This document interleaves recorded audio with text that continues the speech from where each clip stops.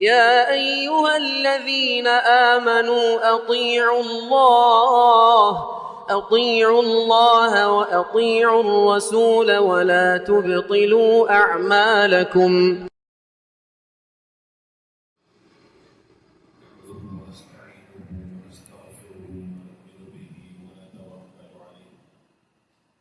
ونعوذ بالله من شرور أنفسنا ومن سيئات أعمالنا من يهده الله فلا مضل له ومن يضلل فلا هادي له وأشهد أن لا إله إلا الله وحده لا شريك له وأشهد أن محمدا عبده ورسوله الذي أرسله بالحق بشيرا ونذيرا وداعيا إلى الله بإذنه وسراجا منيرا.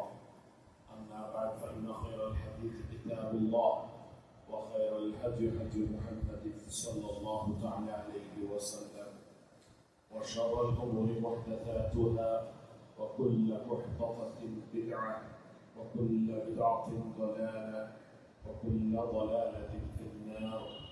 أعوذ بالله السميع العليم من الشيطان الرجيم من همزه ونفخه ونفثه. بسم الله الرحمن الرحيم. قاف القرآن المجيد بل عجبوا أن جاءهم منذر منهم فقال الكافرون هذا شيء عجيب أإذا متنا وكنا ترابا ذلك رجع بعيد قد علمنا ما تنقص الأرض منهم وعندنا كتاب حفيظ بل كذبوا بالحق لما جاءهم فهم في أمر مريج أفلم ينظروا إلى السماء فوقهم كيف بنيناها وزيناها وما لها من فروج والأرض مددناها وألقينا فيها رواسي وأنبتنا فيها من كل زوج بهيج تبصرة وذكرى لكل عبد منيب ونزلنا من السماء ماء مباركا فأنبتنا به جنات وحب الحصيد والنخل باسقات لها طلع نضيد رزقا للعباد وأحيينا به بلدة ميتا كذلك الخروج. قال الله تبارك وتعالى في القرآن المجيد والفرقان الحميد إذ ابتلى إبراهيم ربه بكلمات فأتمهن وقال في موضع آخر إني جاعلك للناس إماما. محترم حضرات قابل قدر حاضرین جمعہ، تمام قسم کی حمد و ثنا ہر قسم کی کبریائی بڑائی اور بزرگی اللہ رب العزت جل جلالہ وعم جلالہ تبارک اسمہ کے لیے ہی لائق ہے، کیونکہ اس نے اس ساری کائنات کو جو ہمیں نظر آ رہی ہے اور وہ کائنات کے وہ جوانب جو ہم دیکھ نہیں پاتے ہیں، ہم سے اوجھل ہے، ساری چیزوں کو وہ اکیلا تنہا پیدا کرنے والا ہے اور تمام مخلوقات کی عبادتوں کا وہ تنہا اکیلا مستحق ہے۔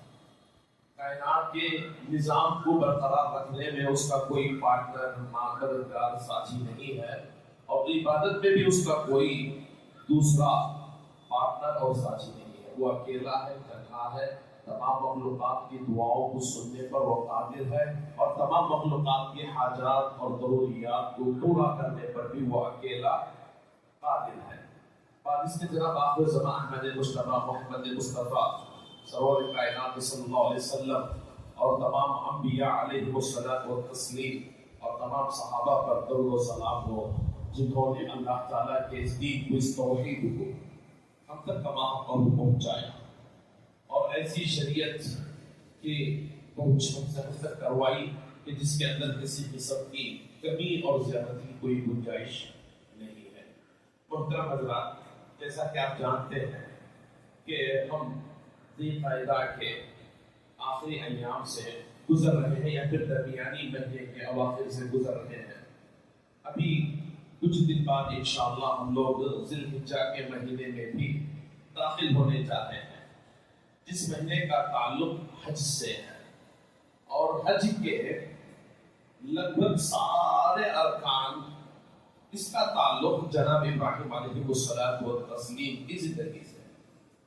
تو حج کے ایام آئے اور ان کا تذکرہ نہ ہو یہ زیادہ مناسب نہیں لگتا. بہتر ہے کہ ان کی زندگی کو یاد کیا جائے، کیونکہ قرآن مجید جیسی عظیم کتاب میں رب کائنات نے ان کا تذکرہ بارہا کیا ہے.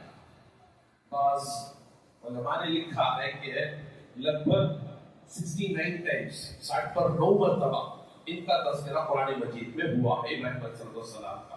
ان کی زندگی میں اسباب بھی بڑے گہرے اسباب ہیں ہماری زندگی کے لیے، اور خاص کر ہندوستانی مسلمانوں کے لیے تو ان کی زندگی مشعل راہ ہے عزت کی زندگی جینے کے لیے. انہی کی زندگی سے ہمیں مکمل اسباب ملتے ہیں کہ ہمیں ہندوستان میں رہنا کیسے ہے. ابراہیم علیہ السلام پیدا ہوتے ہیں ایک ایسے گھر میں جو صرف نہ بتوں کی پوجا کرتا تھا بلکہ بت گر بھی تھا، بت بنایا بھی کرتا تھا. آپ علیہ الصلوۃ والتسلیم کے والد آدم بتوں بنانے والے تھے، بتوں کی تجارت کرنے والے تھے اور پجاریوں کا خاندان تھا. بتوں کی پوجا کثرت سے کرنے والوں کا خاندان تھا، اس کی ترویج کرنے والوں کا خاندان تھا. اس خاندان میں ابراہیم علیہ السلام کی ولادت ہوتی ہے. شعور آتا ہے، بڑے ہوتے ہیں، احساس ہوتا ہے اللہ تعالیٰ کی طرف سے توحید کے علامات، ایک رب کائنات کے عبادت کا مستحق ہونے کے علامات نظر آتے ہیں. سورج کو دیکھتے ہیں، بہت بڑا ہے، بہت عظیم ہے، ہو سکتا ہے کہ میرا رب ہو، لیکن شام میں دیکھتے ہیں سورج ڈھل جاتا ہے. کہتے ہیں جو چیز بے نور ہو جائے نور کے بعد، جو چیز وجود کے بعد فنا ہو جائے وہ میرا رب ہو نہیں سکتا، کیونکہ مجھے پیدا کرنے والے کو چاہیے کہ وہ میری ضروریات کو پورا کرے، میری نسلوں کو آگے تک لے کر چلے. تو ایسی صورت میں تمام مخلوقات کو اگر کوئی ذات قابو میں رکھ سکتی ہے تو ہمیشہ باقی رہنے والی ذات ہی کر سکتی ہے. انکار کیا کہ سورج میرا رب ہو نہیں سکتا.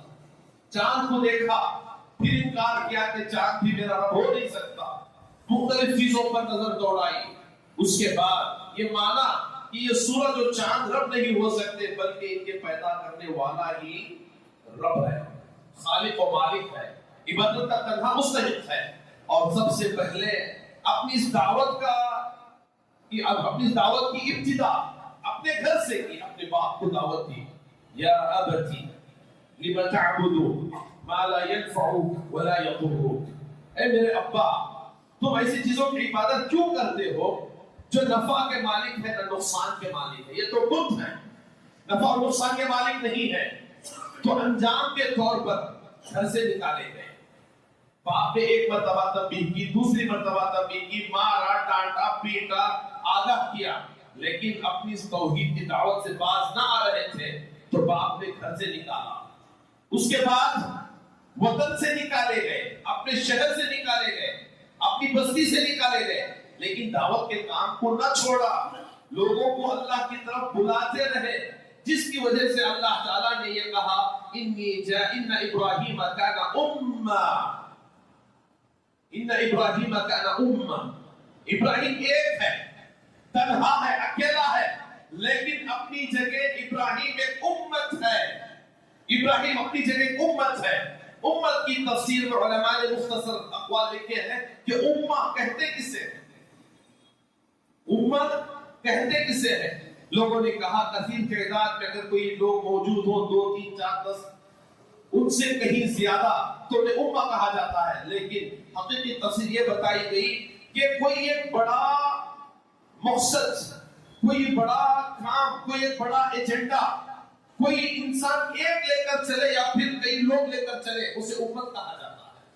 تو توحید کے کاز کو لے کر چلنا، توحید کے پیغام کو عام کرنے کا بیڑا اٹھانا، یہ سب سے پہلے ابراہیم علیہ السلام نے اٹھایا. ایک ایسے محلے میں، ایک ایسے گاؤں میں، ایک ایسی جگہ میں جہاں پر ان کے علاوہ کوئی توحید کا معترف نہ تھا.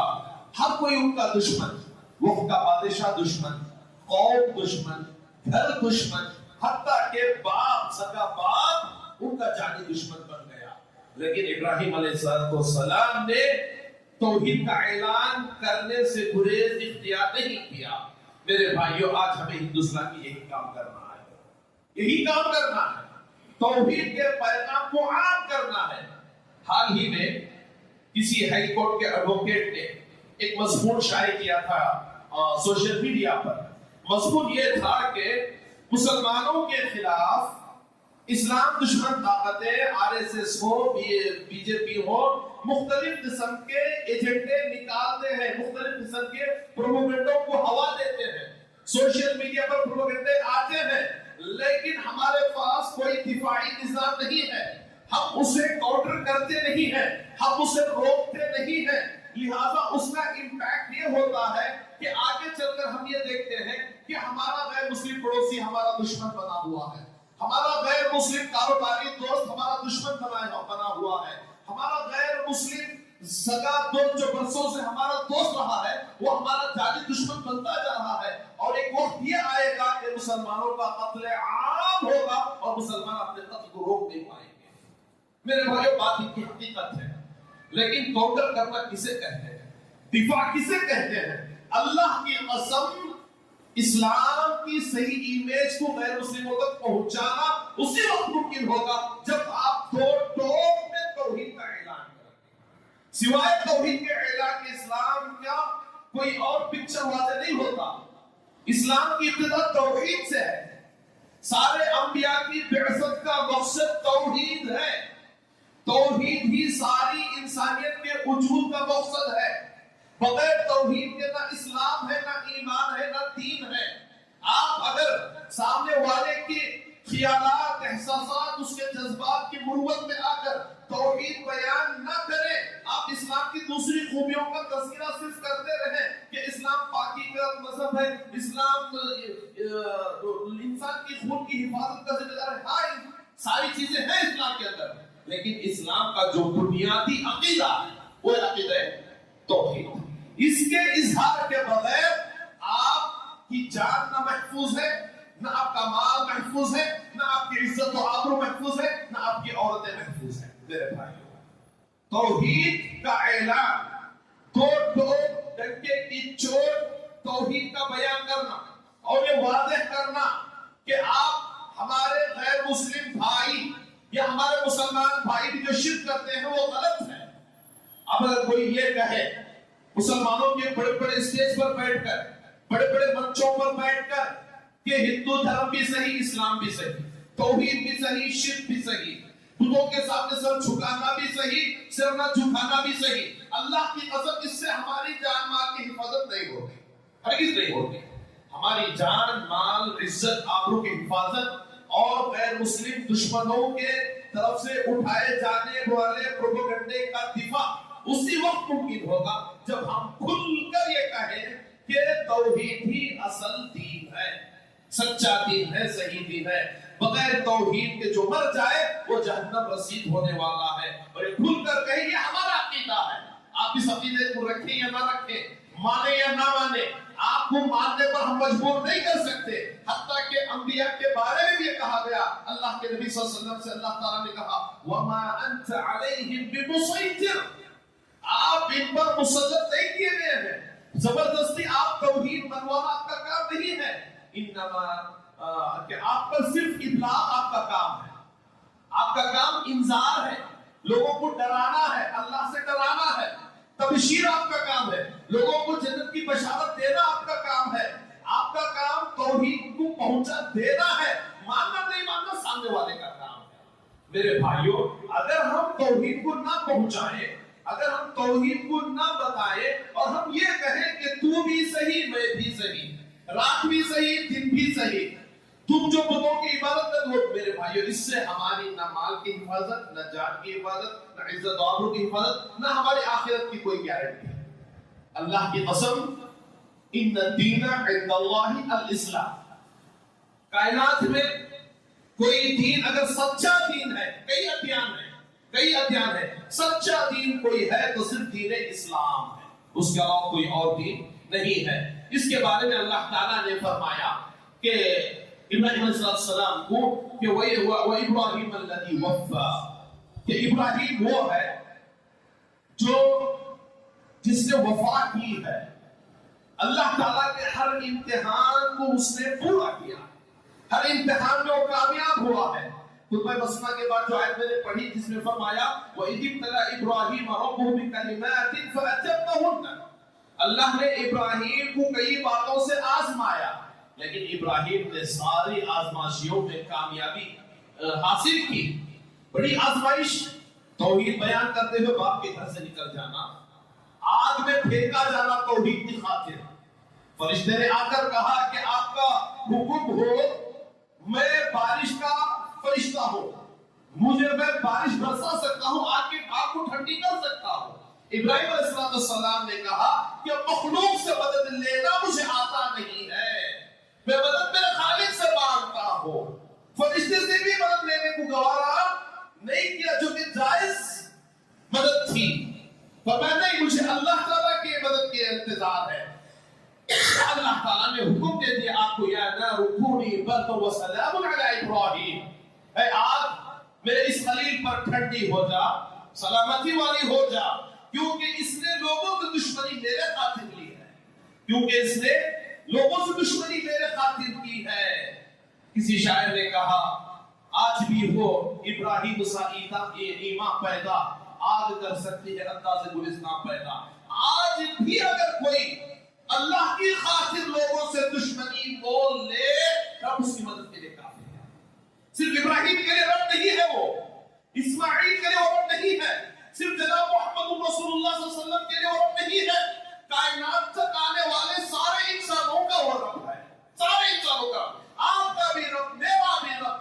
بس یہ ایمان کی کیفیت چاہیے جو کیفیت ابراہیم علیہ السلام کی تھی، جو کیفیت جناب محمد رسول اللہ صلی اللہ علیہ وسلم کی کیفیت تھی میرے بھائیوں۔ اس کے بعد ابراہیم علیہ السلام کے بارے میں بتایا گیا کہ أسفرت قصة إبراهيم بأن دين الأنبياء جميعا هو التوحيد الخالص۔ ابراہیم علیہ السلام کی زندگی جب ہم پڑھتے ہیں، ساری زندگی میں صرف توحید کا بس کیا، ساری زندگی میں صرف توحید، صرف توحید، صرف توحید، توحید کے علاوہ کسی اور چیز کا مذہب ہم ابراہیم صاحب کی زندگی میں زیادہ تر دیکھتے نہیں ہیں۔ کعبۃ اللہ کی تعمیر کرنا، بڑھاپے میں بچے کو حاصل کرنے کے بعد اللہ کی خوشی کی خاطر، توحید کی خاطر بچے کو اپنے ہاتھ سے ذبح کرنا، بچے کو اپنے ہاتھ سے ذبح کرنا، اور اسی کے ساتھ ابراہیم علیہ السلام، اسماعیل السلام کے پیدا ہونے کے بعد شیر خوار بچے کو، دودھ پیتے بچے کو ایسی جگہ چھوڑ آنا جس جگہ پر کسی انسانی وجود کا تو دور کی بات، دوسرے پرندے چرندوں کا بھی وجود نہ تھا، ریگستان، درخت نہیں، بے آب و گیاہ جسے کہا جاتا ہے، نہ پانی کا وجود، نہ پھر کسی قسم کے اناج کا وجود، ایسی جگہ رب کو راضی اور خوش کرنے کے لیے اپنے بچے کو چھوڑ آنا۔ اللہ تعالیٰ نے اسی جانب اشارہ کرتے ہوئے فرمایا کہ میں نے میرے ابراہیم کو جب جب آزمایا، اس نے اپنی آزمائش کو پورا کیا، اور آگے اللہ تعالیٰ نے بتایا اس کے بعد کہ ابراہیم میرا خلیل ہے، ابراہیم میرا دوست ہے۔ رب نے اس کے بعد انہیں اپنا دوست بتایا، اپنا دوست گردانا۔ فلما تبین له انه عدو للہ تبرأ منہ، قرآن مجید نے کہا ابراہیم نے میری خاطر اپنے باپ سے بھی دشمنی کھول لی۔ جب باپ کے سامنے توحید ابراہیم نے پیش کی، باپ نے ماننے سے انکار کیا، اور پتا چلا کہ میرا باپ میرا تو باپ ہے لیکن رب کا دشمن ہے، تبرأ منہ، اس سے برات کا اظہار کیا، کہا میرے ابا دنیاوی اعتبار سے تو میرا باپ ہے، لیکن میں تجھ سے بری ہوں، تیرے شرک سے، تیرے عمل سے میں بری ہوں، تیرے عمل سے میرا کوئی تعلق نہیں ہے۔ میرے بھائیوں، یہ ہے اللہ کی خاطر دنیا کو چھوڑنا، اللہ کی خاطر دوستی کرنا، اللہ کی خاطر دشمنی کرنا، توحید کی خاطر اپنے تن من دھن کو لٹانا، اور اسی میں آج اس دنیا، اس ہندوستان میں ہماری کامیابی ہے۔ میرے بھائیوں، ہمیں چاہیے کہ ہم مسلمان سب سے پہلے موحد بن جائیں، اس کے بعد توحید کو عام کریں، توحید کو عام کریں، ہر جگہ توحید کو پھیلائیں۔ ہمارے تجارتی ساتھی، کاروباری ساتھی جو غیر مسلم ہوتے ہیں، ہمارے پڑوسی، ہمارے دوسرے لوگ جو ہمارے ساتھ اٹھنا بیٹھنا کرتے ہیں غیر مسلموں سے، تعلقات قائم کریں، تعلقات گہرے بنائیں تو غیر مسلموں سے، ان کے ساتھ اٹھنا بیٹھنا کریں تاکہ توحید کی دعوت ان تک پہنچانے کا موقع آپ لوگوں کو مل سکے، توحید کی دعوت ان تک پہنچانے کا موقع مل سکے۔ ورنہ کل بروز قیامت یہی آپ کے غیر مسلم ساتھی آپ کے لیے دشمن بن جائیں گے، آپ کے جہنم میں جانے کا ذریعہ سبب بنیں گے، رب سے یہ شکایت کریں گے، رب میرا دوست تھا، میرا ساتھی تھا، لیکن مجھے توحید اس سے بیان نہ کرتا تھا، میں تو جہنم میں جا رہا ہوں، لہذا اسے بھی جہنم میں داخل کر دینا۔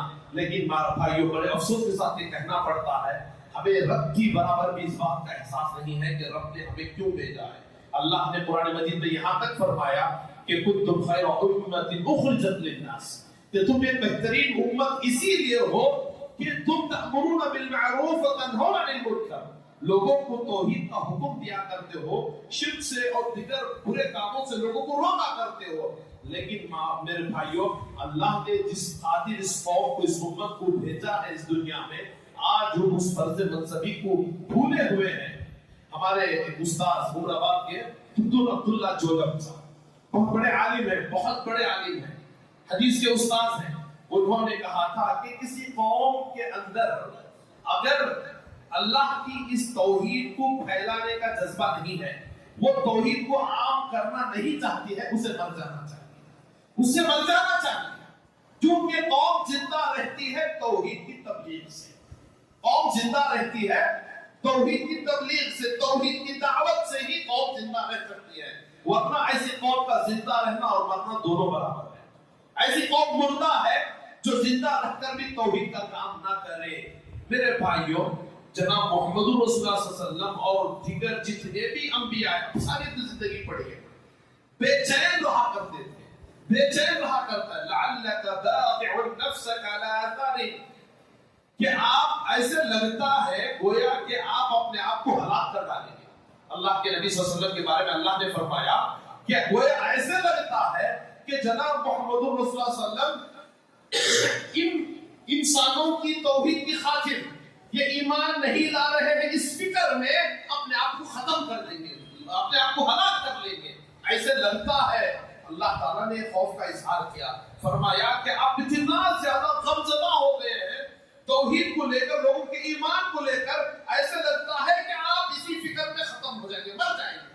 اللہ اکبر، لعلک باقع نفسک علی آثارہم۔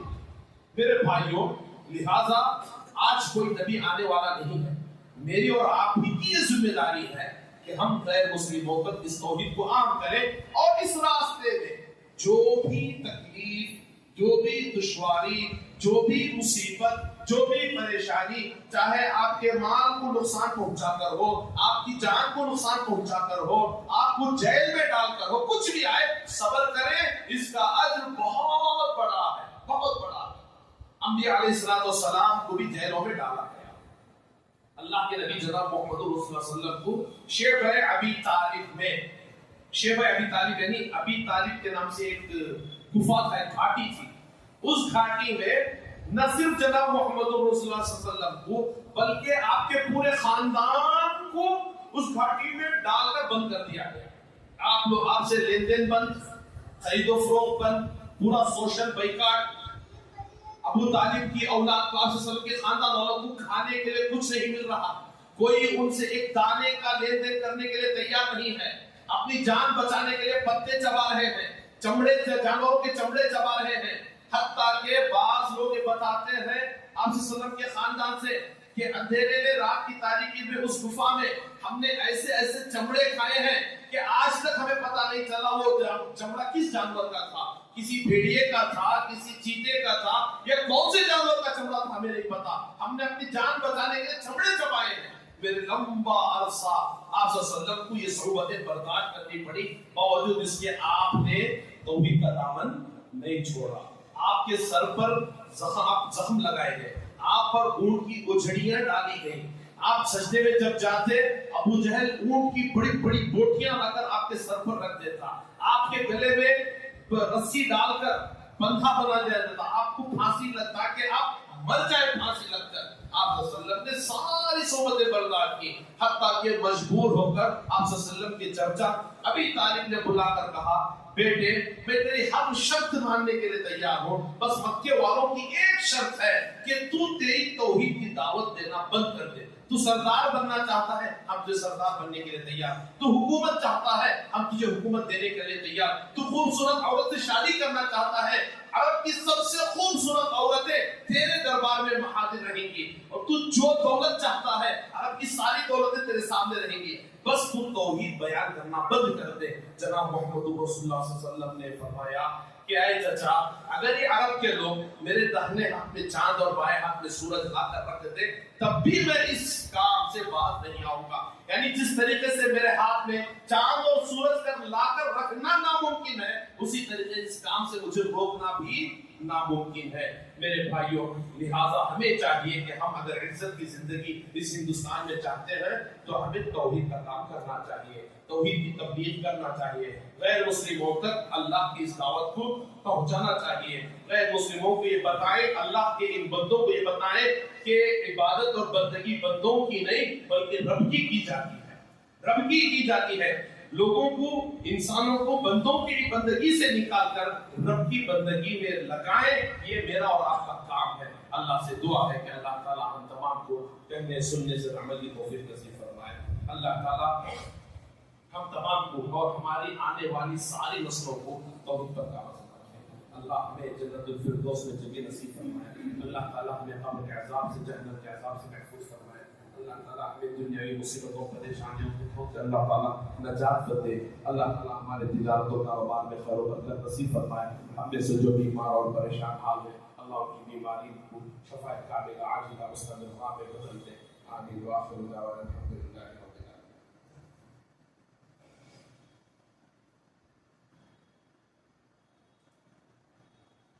إن الحمد لله نحمده ونستعينه ونستغفره ونؤمن به ونتوكل عليه ونعوذ بالله من شرور أنفسنا ومن سيئات أعمالنا، من يهده الله فلا مضل له ومن يضلله فلا هادي له، وأشهد أن لا إله إلا الله وحده لا شريك له، وأشهد أن محمدا عبده ورسوله الذي أرسله بالحق بشيرا ونذيرا وداعيا إلى الله بإذنه وسراجا منيرا. أما بعد فإن خير الحديث كتاب الله وخير الهدي هدي محمد صلى الله تعالى عليه وسلم، وشر الأمور محدثاتها وكل محدثة بدعة وكل بدعة ضلالة وكل ضلالة في النار. فأعوذ بالله السميع العليم من الشيطان الرجيم من همزه ونفخه ونفثه. إن الله وملائكته يصلون على النبي يا أيها الذين آمنوا صلوا عليه وسلموا تسليما.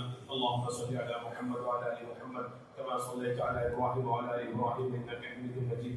اللهم بارك على محمد وعلى آل محمد كما باركت على إبراهيم وعلى آل إبراهيم إنك حميد مجيد. إن الله يأمركم بالعدل والإحسان وإيتاء ذي القربى وينهى عن الفحشاء والمنكر والبغي يعظكم لعلكم تذكرون. اذكروا الله يذكركم وادعوه يستجب لكم ولذكر الله تعالى أهم وأجل وأكبر. قوموا إلى صلاتكم.